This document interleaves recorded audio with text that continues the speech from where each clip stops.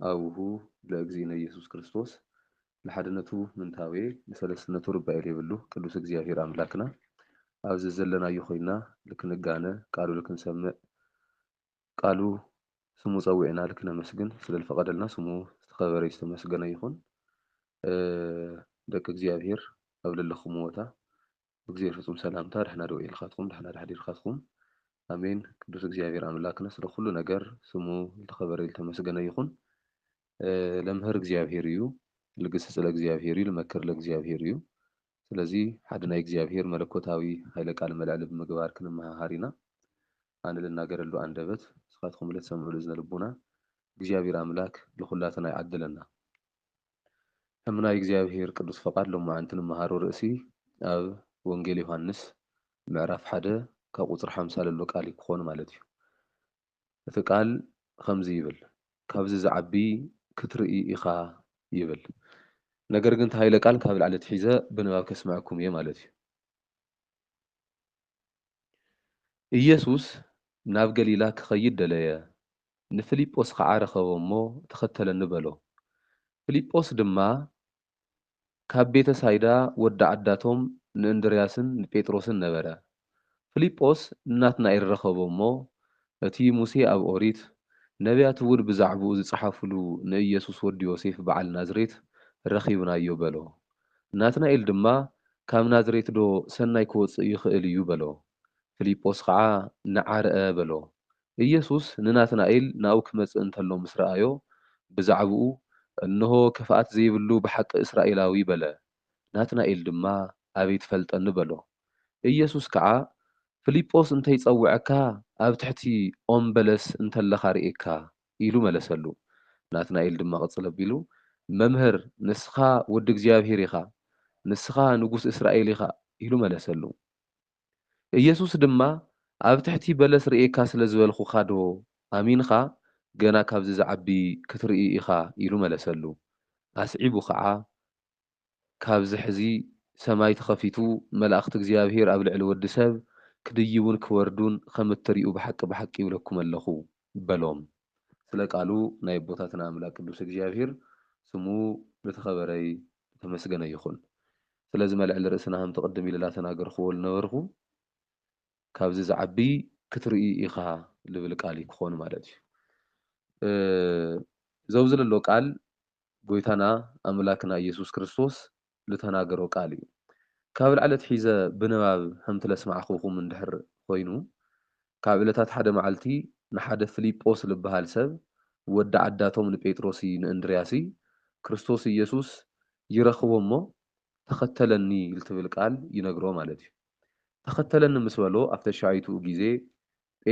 ፊልጶስ ብለይ ምንም ናብ ድሕሪት ምርኣይ ናብ ድሕሪት ከይበለ ናብ ዓለም ከይበለ ቀጥታ ለክርስቶስ ዝተኸተለ ደቀ መዝሙር ነይሩ ካብቶም 12 ደቀ መዛሙርት ናይ ኢየሱስ ክርስቶስ ኢልና ብኹርዓት እንናገረሎም ኣብ መወዳእታ ብሰማዕትነት ዝሓለፈ ሓደ ቅዱስ ኣቦ ነይሩ ማለት እዩ እዚ ሰብ እዚ መጀመርያ ዝሰምዓ ቃል ካብ ኢየሱስ ክርስቶስ ከምቲ መጽሓፍ ቅዱስ ዝነግረና ዘሎ ተኸተለኒ ትብል ቃል እያ ነይራ ማለት እዩ ተኸተለኒ ትብል ቃል እያ ነይራ ምናልባት ካብኡ ላዕሊ ብዙሕ ነገር ልርአዮም ልከይኾን ይኽእል እዩ ከምቲ ንሕና ሕዚ ንስበኾ ቃል እግዚአብሔር ብተደጋጋሚ ብልተፈላለዩ መልክዕ ብዝማሬን ብስነ ጽሑፍን ብግጥምን ላገበረ እግዚአብሔር ኣምላክ ብልተፈላለዩ መልክዑ የምህረና እዩ ኣብዚ ሕዚ ግዜ እዚ መቸስ ከምቲ ትፈልጥዎ ናይ እግዚአብሔር ገጽ ኣብዚ ዘመን እዚ ብጣዕሚ ይሰፊሑሉ ኣሎ ሰብ ግድድ ቤተ ክርስቲያን ከይዱ ጥራሕ ይኾነ ቃል እግዚአብሔር ልስበኽ ብኢንተርኔት እውን ቃል እግዚአብሔር ልስበኸሉ ኣጋጣሚ እኒኦ ዩቲዩብ ኣትዩ ቃል እግዚአብሔር ከግኒ ይኽእል ቲክታክ ኣትዩ ቴሌግራም ኣትዩ ብልተፈላለዩ መልክዑ ልክዕ ከምቲ ሕዚ ዘው ዘሎ ፕላትፎርም ተጠቒምና ከም እንመሃሃር ዘለና እግዚአብሔር ኣምላክ ገጹ ሰፊሕ እዩ ማለት እዩ ብደቁ ገይሩ ኣብ ዓለም ንዘለው ብምሉእ ከምቲ ወንጌል ዝብለና ወንጌል ናብ ዓለም ኩሉ ክስፋፋሕ እዩ ከም ዝብለና ልክዕ ከምኡ ወንጌል ኣብ ዝተስፋፍሐሉ ዘመን ኢና ዘለና ማለት እዩ ስለዚ ንፊልጶስ ግን እዚ ከይተመልከቱ ተኸተለኒ ልትብል ቃል ጥራሕ ተመልኪቶም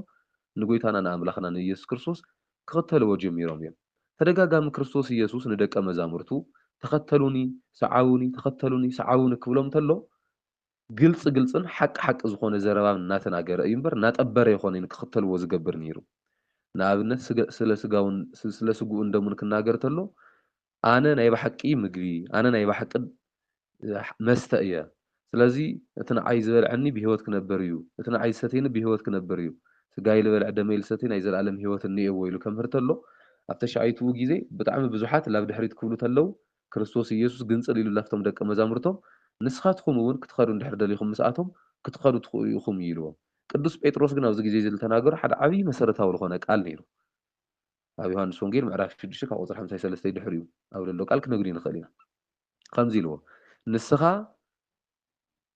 ሓቀኛ ቃል ሓቀኛ ሂወት እናሃለኻ ንዓኻ ሓዲግና እሞ ናበኢና ክንኸድ ዝብል ቃል ክምልሰሉ ክኢሉ ነይሩ ማለት እዩ ስለዚ ደቀ መዛሙርቲ ኢየሱስ ክርስቶስ ናይ ኢየሱስ ክርስቶስ ምስኡ ምንባር ለሎ ሰላም ምስኡ ምንባር ለሎ ሂወት ምስኡ ምንባር ለለዎ ዕረፍቲ ብጥልቀት ስለ ዝተረድኡ ተኸተሉኒ ክብሎም ተሎ ይኽተልዎ ነይሮም ቤተሰበይ ዘመደይ ከይበሉ ማለት እዩ ወንጌል እውን እንታይ ይብል እቲ ንዓይ ክኽተለኒ ዝደለየ ንባዕሉ ይክሓድ ስለዚ እቲ ንዓይ ደቀ መዛሙርተይ ክኾን ዝደሊ እንድሕር ሃልዩ ኮይኑ ካብ ወለዱ ንላዕሊ ካብ ደቁ ንላዕሊ ካብ ሰበይቱ ወይ ካብ ሰብኣያ ንላዕሊ ንዓየ ክተቐድም ክትኽእለኒ እየዋ ኢሉ እዩ ኣዚዙ ማለት እዩ እዚ ማለት እንታይ ማለት እዩ ንኣብነት ናይ ሓደ ሰብኣይ ሰበይቱ ወንጌል እንድሕር ክተክሕዶ ካብ እግዚኣብሔር እንድሕር ክተርሕቆ ትሙክር ኮይና ንዓ ሓዲጉ ናብ እግዚኣብሔር ተትቐርብ ይበልፅ ማለት እዩ ናብ እግዚኣብሔር ተትቐርብ ይበልፅ ወይ ቤተሰቡ ዘመደ ዝማዱ ካብ ወንጌል ዝረሕቕዎ ኮይኖም ንዓኣቶም ስኢኑ ንእግዚኣብሔር ምርካብ ይበልፆ ካብ ንእግዚኣብሔር ስኢኑ ወለዱ ዝረክብ ምስ ወለዱ ካብ ዝነብር ማለት እዩ እና ተኸተለኒ ትብል ቃል ብጣዕሚ መሰረታዊት ዝኾነት እያ ደቂ እግዚኣብሔር ንሕና እውን ንክርስቶስ ኢየሱስ ደቀ መዛሙርቱ ክንኾን እንድሕር ንደሊ ኮይና ተኸተለኒ ትብል ቃል እዩ ክርስቶስ ዝፅውዐና ንሕድሕዶም ክትድሕን ትደሊ ዲኻ ክትኽተለኒ ትደሊ ዲኻ ክትፅዕበኒ ትደሊ ዲኻ እናበለ እዩ ዝጥይቖም ነይሩ ስለዚ ብፍቓድና እዩ ለኣና ዝወስደና እምበር ኣገዲዱ ዝወስድ ኣምላክ ይኾነ የለለና ማለት እዩ እዚ ማለት እንታይ ማለት እዩ እዚ ማለት እንታይ ማለት እዩ ስምዒታትና ወይ እውን ለለውና እቶም እንሰርሖም ትምኒት ስጋ እንብሎም ኣብ ዓለም እንገብሮም ነገራት በደላት ሓጢኣታት እንዲያበሱ ኢልዓሚ ክነሕግዞም እንምሮሉ መንገድታት ሙሉእ ዲግና ንክርስቶስ ኢየሱስ መመርሳ ለመላኽ ነገራት ነግ ትሕሽኒ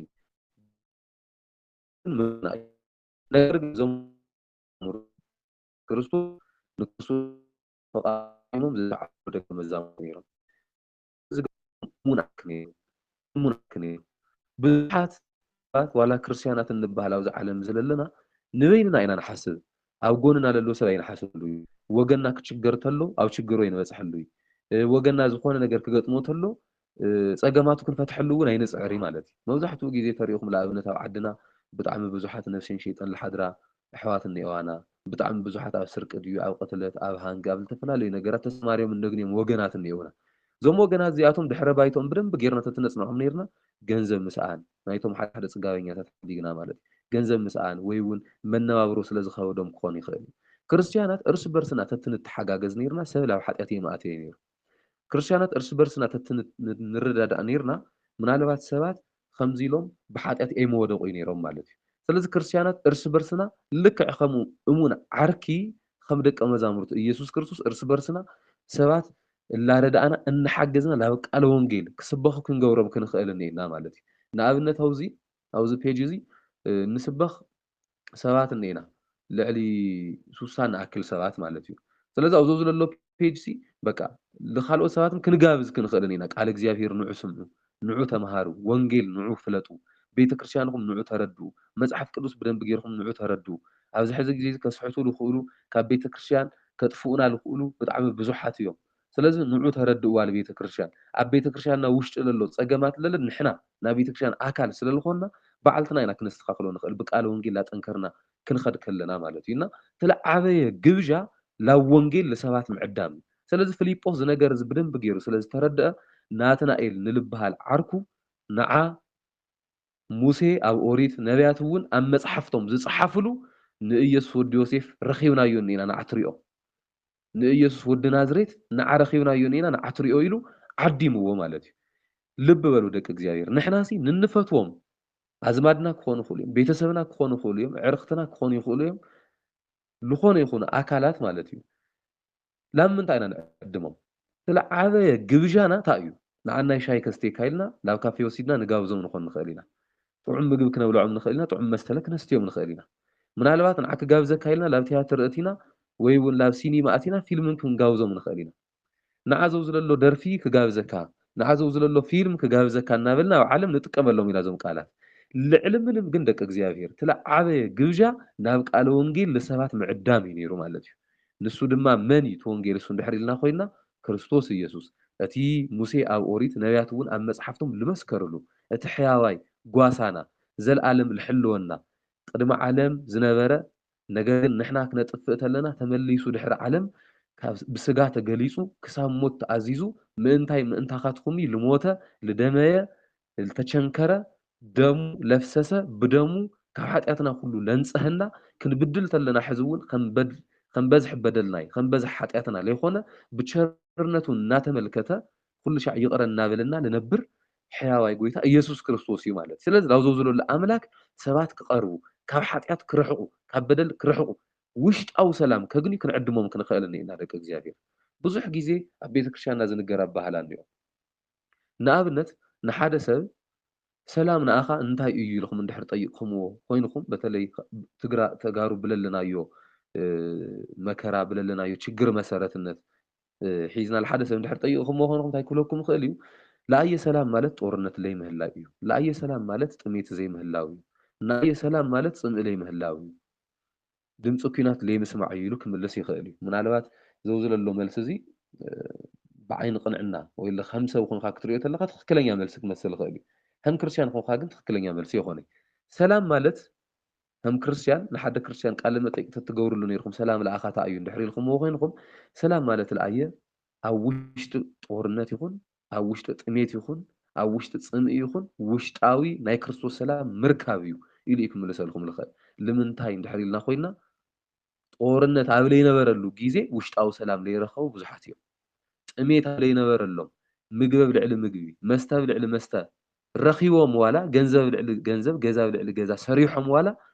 ውሽጣዊ ሰላም ዘይረኸቡ ብጣዕሚ ብዙሓት ስለ ዝነበሩ ብናይ ባሓቂ እስቲ ልቢ ኢልና ንባዕልትና ንጠይቕ እሞ ገንዘብ ስለለለና ውሽጣዊ ሰላም እኒአና ማለት ድዩ ወይ ተጥዕሙ ስለለላዕና ስለልሰተና ተፅቡቑ ስለልተኸደና ኣብ ምቾት ለለዎ ሃገር ስለልተቐመጥና ወይ ስለ ዘለና ውሽጣዊ ሰላም ረኺብና ማለት ድዩ ኣይኮነይ ውሽጣዊ ሰላም ዝርከብ ብክርስቶስ እዩ ዘውዝ ዘሎ ውሽጣዊ ሰላም ናይ ዓለም ህውከት ባዕሉ ክብርዞ ክህውኻ ይኽእል እዩ እዚ ዓለም እዚ ዋላ ጦርነት ተኸፈተ ዋላ ገንዘብ ተሰኣልና ዋላ መከራ ተሃለወ ዘውዝ ዘሎ ውሽጣዊ ሰላም ኣብ ውሽጥና ስለለሎ ብክርስቶስ ዘለኣለም ደስ እናበለና ክነብር እዩ ከም ቅዱስ ጳውሎስ ድማ ድሕሪኡ ካብ ክርስቶስ ፍቕሪ ዝፈልየኒ መን እዩ ስደት ድዩ ጥሜት ድዩ እንታይ እዩ ለኣየ ዝፈልየኒ ላበልና ንለ ኣፍና መሊእና ንምስክር ማለት እዩ ንቅዱስ ጳውሎስ ከምኡ ልብሉ ዝነበሩ ብስምዒት ተበጊሶም ዘይኮኑሲ እቲ ሓቀኛ ዝኾነ ናይ ክርስቶስ ሰላም ኣብ ውሽጦም ሓሲሉ ስለ ዝነበረ እዩ ማለት እዩ እሞ ዘው ዘሎ ውሽጣዊ ሰላም ንኩላትና እግዚኣብሔር ኣምላክ ይዓድለና ስለዚ ፊልጶስ እሙን ዓርኪ ነይሩ ንናትናኤል ናብ ክርስቶስ ጋቢዝዎ እሙን ዓርኪ ማለት ደቂ እግዚኣብሔር ልክዕ ከም ዝለበለ ዓርኪ እዩ ንኣብነት መስትያት ሓቀኛ እዩ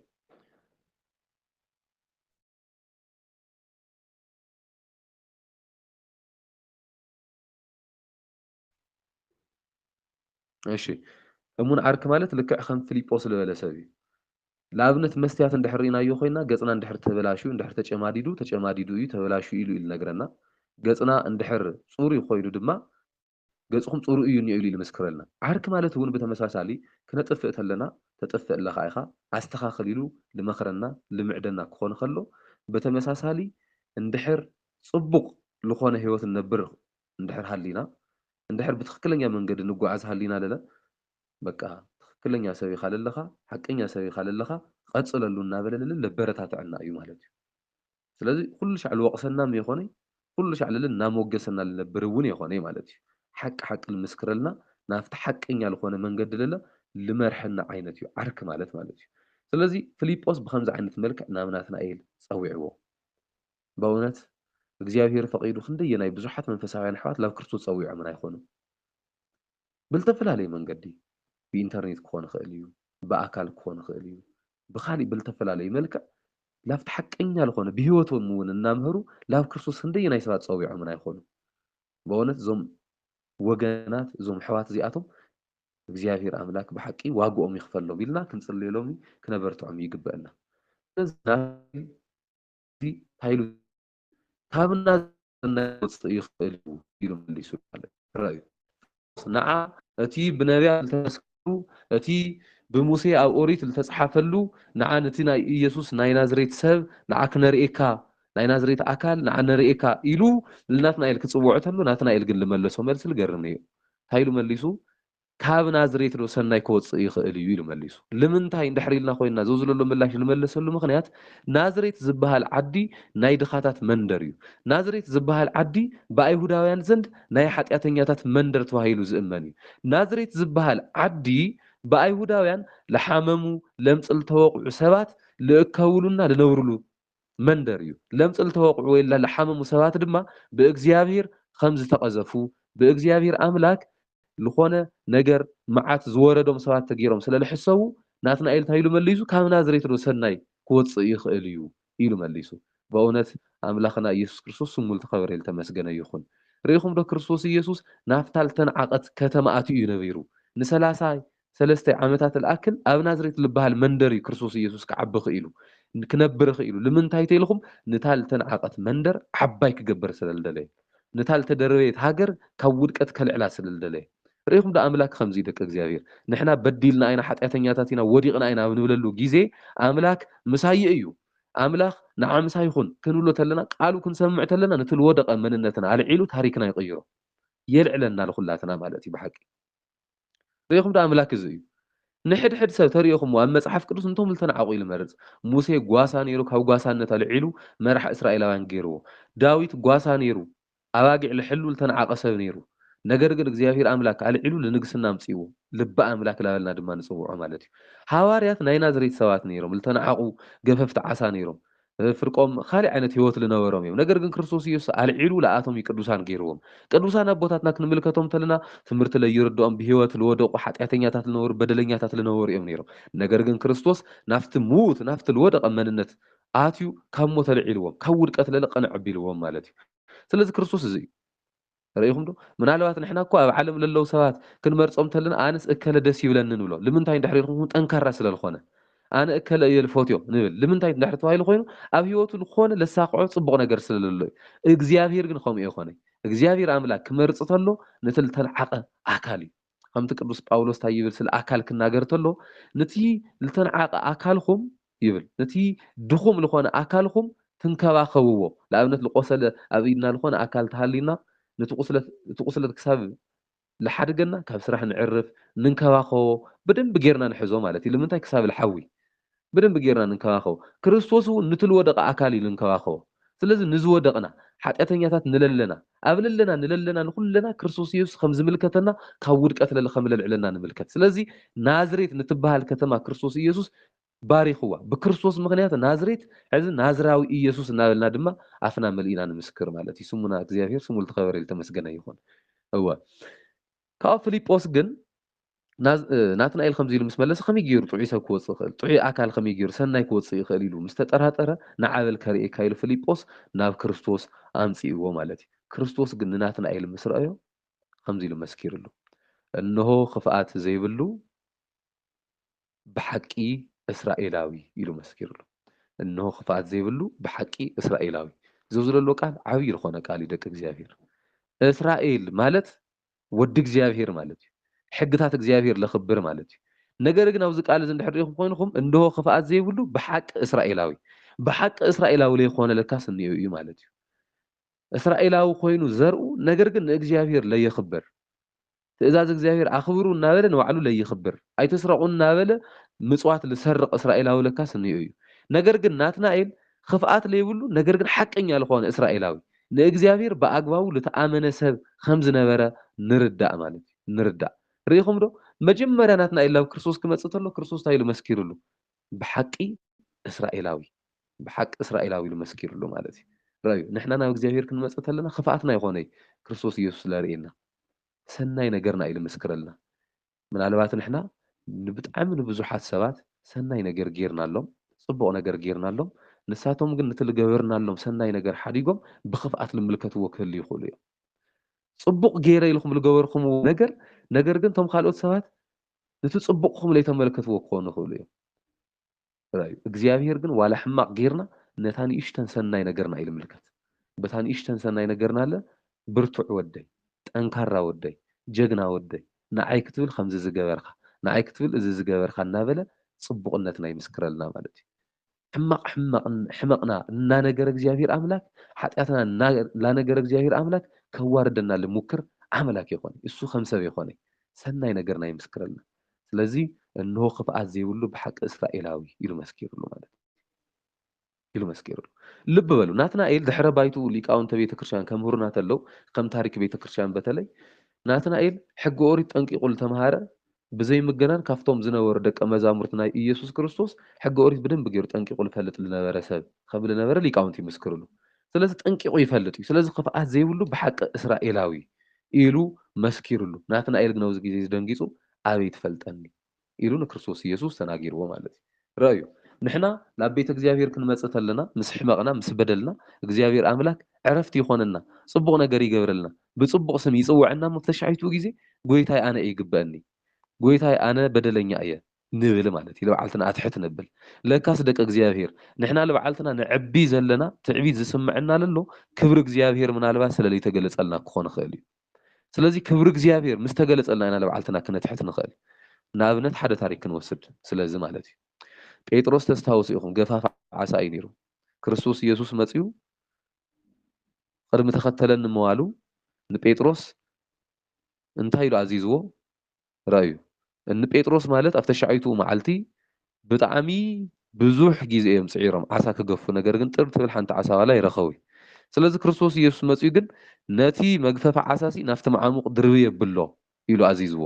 ንጴጥሮስ ማለት እዩ ጴጥሮስ ኣብዚ ግዜ ኣረ ጎይታ ሙሉ ለይቲ ሙሉ መዓልቲ ክንገፈፍ ኢና ሓዲርና ግን ሓንቲ ዓሳ ይግነናይ ነገር ግን እስኻ ተኣዚዝኻ ብስምኻ ዘው ዝለሎ መግፈፍ ዓሳ ዘው ዝለሎ መርበብ ላፍቲ መዓሙቕ ክድርብዮ እየ ኢሉ ጴጥሮስ ተኣዚዙ ማለት እዩ ርኢኹም ዶ ናብ ጴጥሮስ ጥንካረ ንዓኻ እስኻ ተኣዚዝኻ ግን ንዓኻ ክብል ክገብሮ እየ ክንደየናይ ቃል ኣምላኽ ዓፂፍና ቃል ሰባት ለኽበርና ንህለው ዝማእኸል እዚ ርኢኹም ዶ ልዕሊ ምንም ነገር ካብ ቃል ሰባት ቃል እግዚአብሔር ክስማዕ ክኽእልን እዩ እግዚአብሔር ለወሎ ነገር ልሰምዐ ኩሉ ተጠቃሚ እዩ ማንም ልሓፈረ ስለለየለ ክሳብ ሕዚ ብታሪክ ህይወት ማለት እዩ ስለዚ ጴጥሮስ ናፍቲ መዓሙቕ ድርቢ ምስ ኣበሎ ክሳብቲ መርበብቲ መግፈፊ ዓሳ ክሳብ ዝብተኽ ብጣዕሚ ብዙሕ ዓሳ ኣብ ህይወቱ እውን ረኺብዎ ለይፈልጥ ብጣዕሚ ብዙሕ ዓሳ ክገፈፍ ክኢሉ ናቱ ጀልባን ብተመሳሳሊ ናይ ማሓዝኡ ጀልባይ ክመልእ ክኢሉ ብዓሳ ማለት እዩ ጴጥሮስ ኣብዚ ግዜ ዝገበሮ ነገር ብጣዕሚ ልድነቕ እዩ ነይሩ ብርክኽ ኢሉ ናብ እግሪ ጎይታ ወዲቑ ኦ ጎይታ ኣነ ሓጢአተኛ እየ እሞ ካባይ ረሓቕ ኢሉ ተዛሪብዎ ማለት እዩ ክርስቶስ ኸታ ኢልዎ እምበኣይ ካብ ሕዚ ጀሚርካ ዓሳ ዘይኮንካ ሰብ ክትገፍፍ ኢኻ ሰብ ክተጽምድ ኢኻ ኢሉ ንሃዋርያነት ሓሪቡ ናይ እግዚአብሔር ኣምላኽና ስሙ ልትኸበር ኢሉ ተመስገነ እዩ ርኢኹም ዶ እግዚአብሔር ኣምላክ ክንደየናይ ብርቱዕ ከም ዝኾነ ክብሩ ይገልጸልካ ሞ ንባዕልትኻ ተትሕት ጴጥሮስ እኮ ክብሪ እግዚአብሔር ስለዝገለጸ ተኣምር እግዚአብሔር ኣብ ህይወቱ ስለዝረአየ እዩ ንባዕሉ ከትሕት ክኢሉ ቅዱሳን ኣቦታትና ኣነ ወሪድኒ ኣነ ይግበአኒ ይብሉ ነይሮም ንምንታይ እንድሕር ኢልኩም ኮንኩም ንእግዚአብሔር እናፈለጥዎ ይኸዱ እሞ እግዚአብሔር ክንደየናይ ዓብይ ምዃኑ ላተረድኡ ይኸዱ ስለዚ ናይ እግዚአብሔር ዕቤት ናይ እግዚአብሔር ክብሪ ናይ እግዚአብሔር ገናናነት ምስ ባዕሎም ከነጻጽርዎ ተለው ንሳቶም ለካስ ትሑታት ምንም ዋጋ የብሎም ለካ ወዲ ሰብስ ምንም ጥቕሚ የብሉ ቅድሚ እግዚአብሔር ስለዚ ክብሪ እግዚአብሔር ብጣዕሚ ዓብይ ምዃኑ ላተረድኡ ክኸዱ ተለው ዎ ጎይታይ ኣነ ይግበአኒ ኣነ ሓሰኻ እየ ኣነ ጭንጋፍ እየ እናበሉ ንባዕሎም የትሕቱ ማለት እዩ ርኢኹም ዶ ምናልባት ሓደ ኢና ንዕበ ዘለና ትዕቢት ዝስምዐና ለሎ ክብሪ እግዚአብሔር ኣብ ህይወትና ስለለይተገለጸ ክኾን ይኽእል እዩ ስለዚ ክብሪ እግዚአብሔር ኣብ ህይወትና ንክግለጽ በር ክንኸፍት ክንኽእልን ኢና ቃሉ ምስማዕ ኣድላይ እዩ ናብ ጸሎት ህይወት ከለይና ግድን እዩ ምስ ክርስቶስ ዘለዓለም ተጣቢቕና ክንነብር ይግበአና ማለት እዩ ዋላ ሓጢአት ንስራሕ ናብ ቃሉ ንቕረብ ዋላ ንበድል ናብ ቃሉ ንቕረብ ናብ ቤቱ ንምጻእ ንጸሊ እግዚአብሔር ኣምላክ ሕያው እዩ እሞ ጠቕሊሉ ካብቲ ሓጢአት ሓደ መዓልቲ ሓራ ክገብረና ኢሉ ኩላና ሓራ ይግበረና እወ ላብቲ ታሪክ ክንቕጽል ኣበይ ትፈልጠኒ ምስ በለ ክርስቶስ ኢየሱስ ዝመለሰ መደነቕ መልሲ ነይሩ ፊልጶስ እንተይጸውዐካ ኣብ ትሕቲ ኦም በለስ እንተለኻ ርኤካ ኢሉ መለሰሉ ርኢኹም ዶ ናትናኤል ንክርስቶስ ኣበይ ትፈልጠኒ ምስ በሎ ክርስቶስ ኢየሱስ ኣብዚ ግዜ ናትናኤል እንታይ ኢልዎ ገና ዓርክኻ ፊልጶስ ናባይ ከይጸውዐካ ኣብ ትሕቲ ኦም በለስ እንተለኻ እየ ዝፈልጠካ ኢልዎ ረአዩ ናትናኤል ማለት ሄሮድስ ዝበሃል ጨካን ንጉስ ህፃናት ክቐትል ከሎ ከይቕተል ምእንታን ተባሂሉ እንኡ ኣብ ትሕቲ ቆጽሊ በለስ ይሓዊኣቶ ነይራ ናትናኤል ገና ህፃንነቱ ገና ወዲ 2 ዓመት እናሃለወ ማለት እዩ ርኢኹም ዶ ክርስቶስ ክንደየናይ ነጻሪ ህውኣቶም ዝኾነ ልተሓብአ ነገር ልርኢ ልተሓብአ ነገር ልፈልጥ ጠንቂቑ ልተረድእ ኣምላክ ምዃኑ በዚኢኹም ትርድኡ ስለዚ ኣብዚ ግዜ እዚ ኣበይ ትፈልጠኒ ንልብል መልሲ እንታይ ኢሉ መሊሱሉ ገና ኣብ ትሕቲ ኦም በለስ እናሃለኻ ይልፈልጠካ ናይ ብንእስነቱ ዝነበረ ታሪክ ነጊርዎ ከመይ ገይሩ ካብ ሞት ከም ዘምለጠ ነጊርዎ ኣይገርም ኢሎ እዚ ርኢኹም ዶ እግዚኣብሔር ኣምላክ ላብኡ ንመፅእ እሞ ኣበይ ትፈልጠኒ ክንብሎ ተለና በደለኛ ኣይ ካብ ይርሓቕ ክንብሎ ተለና ወይ እውን ናይ እግዚኣብሔር ኣምላክ ዕቤት ላተረዳእና ክንኸተለና ፍተሻዒቱ ግዜ እግዚኣብሔር ኣምላክ መስትዋት ኢሉ ኮነና ከምቲ ሓንቲ ወለልኩም መስትዋት ሕድሕድና ገፅና ኣካል ናሰውነትና ኣካል ከም ዘርእየና ኩሉ መንነትና ብእግዚኣብሔር ብቃለ ወንጌል መነፀርነት ብቃለ እግዚኣብሔር መስትዋትነት ንባዓልትና ንምልከት በደለኝነትና ሓጢአተኛታት ምዃንና ብዙሕ ነገር ንእግዚኣብሔር ከም ልሕዘና እዩ ንርዳእ እሞ ተሻዒቱ ግዜ ንባዓልትና ነድንን ማለት እዩ ንባዓልትና ነዋርድ እግዚአብሔር ኣምላክ ለለ ኩሉ ሻዕላ መስገና እዩ ንነብር ስለዚ ንናትናኤል ዝነበረ ሕሉፍ ታሪኩ ገሊጹሉ መቸስ ኣብ ናትናኤል ቦታ ተትንኾን ክንደይናይ ክንድንግፀም ንኽእል ምፍላጥ ኣይኣብየና ስለዚ ናትናኤል ብምግራም እንታይ ኢሉ መሊሱሉ መምህር ኢልዎ ራእዩ መጀመርያ ናትናኤል ኣብ ናዝሬት ዶ ሰናይ ክወፅእ ይኽእል ኢሉ ዝተጠራጠረ ሰብ እዩ ነይሩ ሕዚ ግን ብሓቂ ስለለኣመነ መምህር ንስኻ ወዲ እግዚኣብሔር ኢኻ ንስኻ ንጉስ እስራኤል ኢኻ ኢሉ መለሰሉ ናይ እግዚኣብሔር ኣምላክና ስሙ ዝተኸበረ ዝተመስገነ እዩ ርኢኹም ዶ እግዚኣብሔር ኣምላክ ህይወትና ምስ ለወጦ እግዚኣብሔር ኣምላክ ታሪክና ምስ ለወጦ እግዚኣብሔር ኣምላክ ናትና መንነት ብቃል እግዚኣብሔር መስትያትነት ክንምልከት ምስ ገበረና እንምስክሮ ምስክርነት መምህር ንስኻ ወዲ እግዚኣብሔር ኢኻ ዝብል ምላሽ እዩ ዘብዚ ዘሎ ቃል ኦርቶዶክሳዊት ተዋህዶ ቤተ ክርስቲያን ዝተመስረተትሉ ቃል እዩ ወዲ እግዚኣብሔር ልብል ቃል ላብ ካሊእ ናብ መጽሓፍ ቅዱስ ክፍሊ ክወስደኩም ደቂ እግዚኣብሔር ኣብ ማቴዎስ ወንጌል ምዕራፍ 16 ክንርኢ ተለና ንደቀ መዛሙርቱ ክርስቶስ ኢየሱስ መን ይብልዎ ሰብ ለወልደ እጓለ እመሕያው ንወዲ ሰብሲ ሰባት መን ይብልዎ ኢሉ ጠይቕዎ ደቀ መዛሙርቱ ፍርቆም ኤልያስ ይብሉኻ ፍርቆም ካብ ነቢያት ሓደ ይብሉኻ ፍርቆም ሙሴ ይብሉኻ ኢሎም መሊሶምሉ አንትሙሰቸ መን ትብሉኒ ንስኻትኩም ኸ መን ትብሉኒ ኢሉ ሓቲትዎም ማለት እዩ ደቀ መዛሙርቱ ኣብዚ ግዜ እዚ ካብቶም ነበሩ ደቀ መዛሙርት ጴጥሮስ ፍጥን ኢሉ ትልዕል ኢሉ እንታይ ኢሉ አንተ ውእቱ ክርስቶስ ወልደ እግዚአብሔር ሕያው ንስኻ ክርስቶስ ወዲ ሕያው እግዚአብሔር ኢኻ ወዲ እግዚአብሔር ኢኻ ኢሉ መሊሱሉ ማለት እዩ ወዲ እግዚአብሔር ኢኻ ኦርቶዶክሳዊት ቤተክርስትያን ኣብዚ ዝተመስረተት እያ ሓቀኛ ቤተክርስትያን ብዘው ዘሎ ቃል ትግምገም ክትኽእል እኒአዋ ኣብዘው ዘሎ መሰረትነት ጠጠው ለይበለት ሓቀኛ ቤተክርስትያን ክትኮን ኣይትኽእል ዘው ዘሎ እምነት ለይብሉ ክርስቲያን ክበሃል ኣይኽእል እዩ ብፍጹም ማለት እዩ ክርስቶስ ወዲ እግዚአብሔር ምዃኑ ክንኣምን እኒአና ድሕሪኡ ዝተዋሃቦ ሽልማት ናብ ጴጥሮስ ትፈልጥዎ ኢኹም ይከሰተ ለከ ስጋ ወደም ኣላ ኣቡየ ዘበሰማያት ስጋይ ደሚ ይኾነ ይገሊፅልኻ ናይ ሰማይ ኣቦይ እምበር ኢሉ ክርስቶስ ኢየሱስ ንጴጥሮስ መስኪሩሉ ለካ ንክርስቶስ ወዲ እግዚአብሔር ኢልና ንምስክር ለለና ና ሰማይ ኣቦ ስለዝገለፀልና እዩ ደቂ እግዚአብሔር ለካ ክርስቶስ ኣምላክ እዩ ኢልና ንምስክር ለለና ከምቶም ካልኦት ነቢይ እዩ ከምቶም ካልኦት ፍጡር እዩ ለይንብል ለለና ብሓቂ ኣምላክ ስለዝገለፀልና እዩ ኣምላክ ምሳና ስለለሎ እዩ ማለት እዩ ደቂ እግዚአብሔር ኣምላክ ምስኡ ለሎ ሰብ ጥራሕ እዩ ንክርስቶስ ወዲ እግዚአብሔር ኢሉ ክምስክረሉ ዝኽእል ልብ በሉ ወዲ እግዚአብሔር ማለት ንኣብነት ወዲ ሰብ ተይልና ለሓደ ሰብ እዩ ማለት እዩ ወዲ ከልቢ እንድሕር ኢልና ኮይና ከልቢ እዩ ማለት እዩ ወዲ ድሙ ውላድ ድሙ እዩ ክኾን ዝኽእል ውላድ ከልቢ ለለ ከልቢ እዩ ክኾን ዝኽእል ውላድ በጊዕ እዩ ክኾን ዝኽእል ውላድ ሰብ ድማ ሰብ እዩ ክኾን ዝኽእል ካብ ሰብ ዝተወለደ ሰብ እዩ ካብ እንስሳ ዝተወለደ ለለ እንስሳ እዩ ካብ እግዚአብሔር ዝተወለደ ለለ እግዚአብሔር እዩ ስለዚ ወዲ እግዚአብሔር ማለት እግዚአብሔር እዩ ማለት እዩ ኣብ ኣቦ ወልድ ውሉድ ስለዝኾነ ክርስቶስ ኢየሱስ ስለለ ወልድ ስለዝኾነ ብዝተፈለየ ኣካሉ ማለት እዩ ስለዚ ወዲ እግዚአብሔር ኢኻ ኢሉ ናትናኤል መስኪሩሉ እቲ ጴጥሮስ ዝመስከሮ ምስክርነት ናትናኤል ድማ ወዲ እግዚአብሔር ኢኻ ኢሉ ደጊምዎ ማለት እዩ ቀፂሉ ለለ ንስኻ ንጉስ እስራኤል ኢኻ ኢሉ መስኪር ንጉስ እስራኤል ኢኻ እስራኤል ማለት ወዲ እግዚአብሔር ማለት እዩ ንእግዚአብሔር ዝኽተል ህዝቢ ማለት እዩ ስለዚ ንጉስ ክርስቲያናት እዩ ክርስቶስ ንጉስ ኣመንቲ እዩ ራእዩ ንጉስ ኣብዚ ምድሪ ዘለና ብክርስቶስ ተሰየምና ንጉስ ቅዱሳን እዩ ክርስቶስ ኢየሱስ ማለት እዩ ራእዩ ዘውዝ ዘሎ ቃል ሕዝም ላብ ዮሐንስ ወንጌል ምዕራፍ 18 ክወስደኩም ራእዩ ጲላጦስ ልበሃል ንጉስ ንክርስቶስ ኢየሱስ ንስኻ ንጉስ ዲኻ ኢሉ ጠይቕዎ ነይሩ ንጉስ እየ ይብሎ ኢሎም ስለልከሰስዎ እስራኤላውያን ማለት እዩ ንጉስ ዲኻ ኢሎም ምስ ጠይቕዎ ክርስቶስ ኢየሱስ እንታይ ኢሉ መሊሱሉ ንግስናይ ካብዚ ምድሪ ዘይኮነስ ካብ ሰማይ እዩ ኢሉ መስኪሩሉ ማለት እዩ ስለዚ ድማ ክርስቶስ ንጉስ እስራኤል ሎ ለና ንሕና ሃገርና ብሰማይ ሰማያውያን ኢና ዋላ ምድሪ ተነበርና ሰማያውያን ኢና ንሕናስ ሃገርና ብሰማይ እዩ ቅዱስ ጳውሎስ ክናገር ተሎ ኣብ ምድርና ሃለና ሲ ኣብ ሰማያውያን ኢና ንሕና ተሓሳስባና ምድራዊ ዝኾነ ኣተሓሳስባ ይኾነ የለና ሰማያዊ ዝኾነ ኣተሓሳስባ እዩ ስለዚ ናይ ሰማይ ንጉስ እየ ማለቱ ክርስቶስ ኢየሱስ ናይና ና ክርስቲያናት ንጉስ እዩ ማለት እዩ በርግጥ ናይ ጠቕላላና ዓለም ንጉስ እዩ ነገር ግን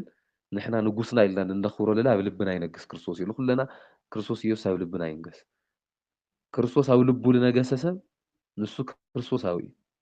ንሱ ህይወት ለለዎ ሰብ እዩ ንሱ ዘለዓለማዊ ህይወት ወራሲ እዩ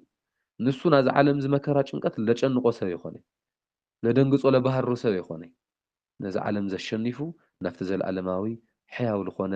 መንግስቲ ልኸድ ሰብ ስለ ዝኾነ ኩላትና ከምዚ ሰብ እዚ ይግበረና ብሓቂ ስለዚ ንጉስ እስራኤል ኢኻ ኢሉ መስኪሩ ማለት እዩ ስለዚ ክርስቶስ ኢየሱስ ቅፅል ኣቢሉ ናብትና ትምህርትና ይርእሲ ይኸድ ኣብ ትሕቲ በለስ ርኢካ ስለ ዝበልኹ ካዶ ኣመንኻ ገና ካብዚ ዝዓቢ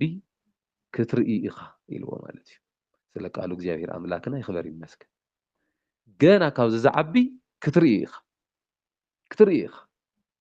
ኣይገርም ኢዶ ዝቃል እዚ ኣብ ህይወትካ እዚ ካብ ዝረአኻዮም ነገራት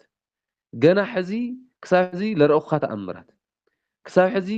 ዝነበረ ሕሉፍ ታሪክካ ስለ ዝነገርኩካ ኣይትደነቕ ካብ ዝለዓቢ ገና ክትርኢ ኢኻ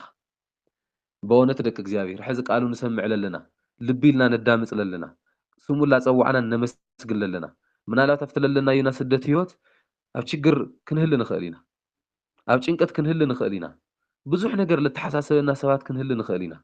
ነገር ግን ኣይትጠራጠሩ እግዚኣብሔር ምሳና እዩ ህይወትና ተቐይሩ ዓብይ ነገር ክንምልከት ኢና ኣይትጠራጠሩ ብዚ ነገር እዚ ኩሉ ሻዕ መከራ የለይ ኩሉ ሻዕ ፀለማት የለይ ዋላ ውሽጢ መከራ ለለ ዘለዓለማዊ ዝኾነ ውሽጣዊ ሰላም ክንረክብ ኢና ግድን እዩ እዚ እምበር ናይዚ ዓለም ዝመከራማ ጠጠው የብል ኢኩ ሓደ ሻዕ ትሐጎስ ሓደ ሻዕ መከራ ክበፅሐካ ግድን ስለ ዝኾነ ሓደ ሻዕ በኪ ሓደ ሻዕ ክትስሐቅ ግድን ስለ ዝኾነ ሓደ ሻዕ ክትሓዝን ሓደ ሻዕ ለለ ክትሕጎስ ግድን ስለ ዝኾነ ማለት እዩ ነገር ግን ኣይትጠራጠሩ ካብቲ ሕዚ ለለናዮ ካብቲ ሕዚ ሒዝናዮ ለለና ህይወት ንላዕሊ ሓደ መዓልቲ ህይወትና ተቐይሩ ኣብ ፅቡቕ ደረጃ ምንበፅሕ ከይትጠራጠሩ ዓብይ ነገር ክንርኢ ኢና ብፍላይ እቲ ዝዓበየ ነገር ለለ ኣብቲ ዘለኣለማዊ መንግስቲ ምስ ጎይታናን ኣምላኽናን መድሓኒትናን ኢየሱስ ክርስቶስ ምስቶም ፍትዋቱ ቅዱሳን ምስ ድንግል ማርያም ምስ ቅዱሳን መላእክት ምስ ቅዱሳን ጻድቃን ሊቃውንቲ ነቢያት ሃዋርያት ሰማዕታት እንነብረሉ ግዜ እዩ እዚ እቲ ዝዓበየ ዘለዓለማዊ ህይወት እንብሎ ማለት እዩ ከምቲ ትፈልጥዎ ክርስቶስ ኢየሱስ ንደቀ መዛሙርቱ ስልጣን ሂብዎም ነይሩ በቲ ስልጣን እሱ ተጠቂሞም ኣጋንንት የውፁ ነይሮም ድውያን ይፍውሱ ነይሮም ዓይነ ስውራን ለለ ይብርሁ ነይሮም ነገር ግን ናብ ክርስቶስ ኢየሱስ መፅኦም ብስምኻ እኮ ኣጋንንት ተገዚኦም ኣለና ብስምኻ እኮ ድውያን ይለዓሉ ኣለዉ ብስምኻ እኮ ዓይነ ስውራን ይወርሁ ኣለዉ ብስምኻ ተኣምራት ንገብር ኣለና ኢሎም ደቀ መዛሙርቱ ተሓጒሶም ይብለና ክርስቶስ ኢየሱስ ዝተናገሮ መሰረታዊ ቃል ነይሩ እዚ ኣጋንንት ስለለውፃኹም ብስመይ ዝተፈላለየ ተኣምራት ስለዝገበርኩም ኣይትተሓጎሱ ነገር ግን ስምኩም ኣብ ሰማይ ስለ ዝተፃሓፈ ደስ ክብለኩም ይግባእ ኢልዎ ትልዓበየ ለካና ክርስቲያናት ደስታ ስምና ኣብ ሰማያት ምፅሓፉ እዩ ትልዓበየና ክርስቲያናት ሓጎስ ኣብቲ ዘለዓለማዊ ህይወት ምእታውና እዩ ማለት እዩ ስለዚ ክርስቲያናት ካብቲ ሕዚ ዘለናዮ ህይወት ናብቲ ዝበለፀ ህይወት ክንኸድ ኢና ኣይትጠራጠሩ እዛ መንግስቲ እዚኣ ብዓይኒ ለይተረአየት መንግስቲ እያ እዛ ናዕረፍቲ ምድረ ርስቲ እዚኣ ብእዝኒ ከቶ ለይተሰምዐት እያ እዛ ምድረ ርስቲ እዚኣ ደቂ እግዚኣብሔር ብህሊና ደቂ ሰባት ብሓንጎል ደቂ ሰባት ፈፂማ ክትሕሰብ ክትምርመር ክትርዳእ ለይትኽእል መንግስቲ እያ ዘው ዘለላ መንግስቲ ንኩላትና እግዚኣብሔር ኣምላክ የውርሰና ስለዚ ዘው ዘሎ ነገር እዚ ብጣዕሚ ጠንቂቕና ክንርዳእ እኒአና እግዚኣብሔር ኣምላክ ኣብ ህይወትና ዝዓበየ ነገር ክገብር እዩ ሓደ ታሪክ ክናገር እሞ ትምህርትና ክነጠቃልሎ ኢና ሰዓት ከይንወስድ ምእንታን ማለት እዩ እዋ ኣብ መጽሓፍ ቅዱስ እንድሕር ነንብብ ኮይና ምዕራፍ 4 ዮሃንስ ወንጌል ክርስቶስ ኢየሱስ ካብ ዕለታት ሓደ መዓልቲ ኣብ ካሊእ ናይ ስብከተ ወንጌል ኣገልግሎት እናሃለወ ኣብ ቢታንያ ዝርከብ ሓደ ኣልዓዛር ዝበሃል ሰብ ሓሚሙ ነይሩ ይብለና ስለዚ እተን ዝነበርኦ ክልተ ኣሕዋት ማርያም ማርታይ ዝበሃላ ክልተ ሰባት ናብ ክርስቶስ ኢየሱስ መልእኽቲ ሰዲደን ጽሑፍ ማለት እዩ ኣልዓዛር ሓሚሙ እኒኦ እሞ ምጻእ ኢለን ማለት እዩ ክርስቶስ ኢየሱስ ግን ኣብ ስብከተ ወንጌል ኣገልግሎት ደንጊዩ ድሕሪ 4 መዓልቲ ይመጽእ ለካ ኣልዓዛር ሞይቱ ካብ ልመውት በዓል 4 መዓልቲ ገይሩ ብኽያት ነይሩ እቲ ገዛ ማርያምን ማርታን ዝበሃላ ክልተ ኣሕዋት ናቲ ምዉት ናቲ ልሞተ ኣልዓዛር ዝበሃል ሰብ ናብ ክርስቶስ ኢየሱስ መጺእ እንታይ ኢለንኦ ኦ ጎይታ ንስኻ ኣብዚ ተትህሊ ነይርካ ኣይምሞተይ ሓውና ኢለንኦ ማለት እዩ ብጣዕሚ እዩ ዝገርም ብተዘዋዋሪ እዚ ቃል እዚ ክንሪኦ ተለና ንስኻ ስለለየለካ ግን ሞይቱ እዩ ተተሓምም ነይሩ ተልዕሎ ነይርካ ኢኻ ሕዚ ግን ስለልሞተ ምንም ክትገብር ኣይትኽእል ማለት እዩ ብኻልእ ኣባሃላ ተዘዋዋሪ ንክርሱ ፀርፊ ነይሩ ኣብ ኣምላኽነቱ ምጥርጣር እዩ ነይሩ እዚ ኣብ ንጉስነቱ ምጥርጣር እዩ ነይሩ ስለዚ ክርስቶስ ኢየሱስ ግን ትባይል ኣምን ዋላ ተሞተ ብሂወት ክነብር ኢሉ መስኪርለን ደድሕሪኡ ግን ላፍቲ መቃብር ኸይዱ እንታይ ገይሩ በሉ ትእምነ ልዕልሉ ኢልዎም ራእዩ 4 መዓልቲ ዝገበረ ሬሳ ዝሸተተ ሬሳ እዩ ትእምነ ልዕሎምሉ እቶም ሰባት ኣልዓዛር ተስእ ምስ በሎ ግን ብርድድ ኢሉ ተላዒሉ መግነዙ ፍትሑለይ ከይበለ ግዛዕ ከይበለ ምስ መግነዙ ተላዒሉ ማለት እዩ ሕዚ ኣብዚ ሓደ ጥያቄ ክሓተኩም ደቂ እግዚኣብሔር ምናልባት ክርስቶስ ኢየሱስ ኣልዓዛር ሓሚሙ እናሃለዎ መጺኡ ተትፍውሶ ድዩ ዝበልጽ ምስ ሞተ ስለልፈወሶ ኢለ ደንቕ ምን ኢለ ደንቕ እንድሕር ኢልኩም ኮይንኩም እዚ ሓቂ እዩ ምስ ሞተ ምሕዋዩ ምስ ሞተ ምድሓኑ ተለዓበየ ነገር እዩ ስለዚ ኣብ ሂወትናን ብተመሳሳሊ ድሕር ደጊም ምንም ዓይነት ሂወተይ ጥቕሚ የብሉ ድሕር ደጊም ኣነ ዋጋ የብለይ ኣነ ሰብ ክኸውን ኣይኽእል ኢልና ነዛ ሂወትና ተስፋ ዝቆረፅናሉ ወይ እውን ነታ ሂወትና ሞይታ እያ ኢልና መግነዛብ ንገንዘሉ ግዜ ሰዓት ክርስቶስ ኢየሱስ መጺኡ ነታ ሂወትና የቕንዓ እዩ ከይትጠራጠሩ ተስፋ ከይንቆርጽ ጥራሕ ብዙሓት ሰባት ኣብዚ ሕዚ ግዜ እዚ ኣነ ምንም የብለይ ጎዲልኒ እዩ ሰብ የብለይ ሓደ ሓዲኦም ፍቅረኛይ ክሒዳትኒ እያ ኢሎም ሓደ ሓዲኦም ወለደይ ክሒዶምን እዮም ኣሕዋተይ ክሒዶምን እዮም ገንዘበይ ከምዚ ገይሮም እንትን ገይሮምን እዮም ኣነ እኮ ሰብ የብለይ ኢሎም ንባዕሎም ለጥፉ ብዙሓት እዮም ኣይትጠራጠሩ ሰብ ኩሉ ክሒድና እግዚኣብሔር ምሳና ተትህሊ ኢሉ ይበልጽ ካብ ሰብ ሒዝና እግዚኣብሔር ካባና ክርሕቕ ሰብ ካባና ርሒቑ እግዚኣብሔር ምሳና ተትህሊ ኢሉ ይበልጽ ደቂ እግዚኣብሔር ኣይትጠራጠሩ ልዕሊ ሰብ እዩ ልዕሊ ሰብ እዩ እግዚኣብሔር ኣምላክ ሂወትና ይቕይሮ እዩ ስለዚ ነቲ ተስፋ ዝቆረፅናሉ መግነዝ ዝኸደናዮ ችግርና እግዚኣብሔር ኣምላክ ሓደ መዓልቲ መጺኡ ከልዕሎ እዩ ከስተኻኽሎ እዩ ሂወትና ኣይንጠራጠር ገና ካብዚ ዝዓቢ ነገር ስለ ንርኢ ማለት እዩና እግዚኣብሔር ኣምላክ ትለዓበየ ነገር ክገብረልና ቅዱስ ፈቃዱ ይኹነልና ቃሉ ሰሚዕና ዝተምሃርናዮ ትምህርቲ እግዚኣብሔር ኣምላክ ኣብ ዝነ ልቦናና ሓዲሩ 30 60 100 ፍሬ ክነፍሪ ናይ ኣምላክና ናይ እግዚኣብሔር ቅዱስ ፈቃዱ ይኹነልና ዝተምሃርናዮ ኩሉ ኣብ ዝነ ልቦናና ይሕድረልና ኣብዚ ኢኸለኒ ይጽናሐለይ ወስብሐት ለእግዚአብሔር ወላዲቱ ድንግል ወለመስቀሉ ክብር ኣሜን